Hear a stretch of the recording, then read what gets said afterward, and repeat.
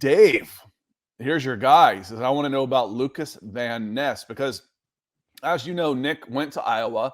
He was the first person to really start pushing Lukas Van Ness in this space. And now I've seen him mocked as high as 8 to the Falcons.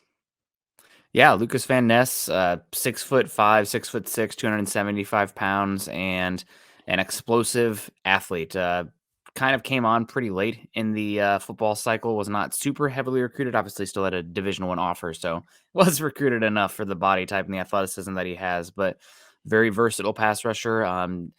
2 years ago, 2021, last year you started to see him play a little bit inside and outside in 2022. They line him up at 3 tech sometimes. They line him up at outside, and he's just got tremendous power, tremendous length, good versatility. My biggest thing with Van Ness is that Iowa really played him more of as a backup type of player, where he was not really needing to play the run as much as the pass.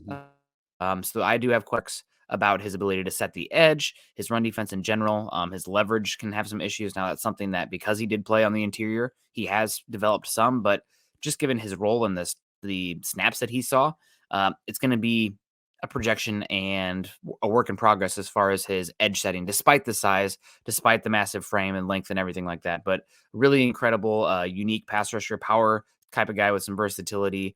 And I'm pretty shocked to see him as high as 8. I guess I should trust myself on some of those things, because you see it and it's like, okay, he's putting Peter Skoronski on his ass. He's beating up Paris Johnson Jr. Those are considered like 2 of the top 3 offensive linemen in football, and he's has some like dominant reps against them. So again, a little bit of a project, some projection there. I think you're going to get that after pick 5 this draft in general, but really fun player.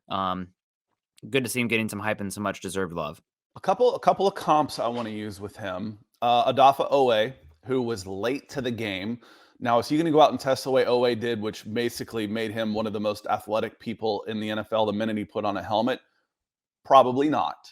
Not quite like that, but he's late to the game. Why is he late to the game? Here's a couple more comps that I want to use.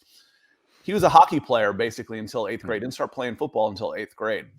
Sam Hubbard, Cincinnati Bengals, was an All-American lacrosse player. He was 6'5", 200 pounds, playing, I think, Cincinnati Moeller. I put 5 stars next to that kid's name before he went to Ohio State. And he was committed to go play lacrosse at Notre Dame before he ended up playing football. Just the athleticism, the toughness, all that type of stuff. And someone near and dear to our hearts in Falcons country here, Patrick Kearney, was also a defensive end lacrosse player who played at University of Virginia, first-round pick, and ended up being a terrific defensive end for the Atlanta Falcons. So I'm kind of thinking that way just a little bit.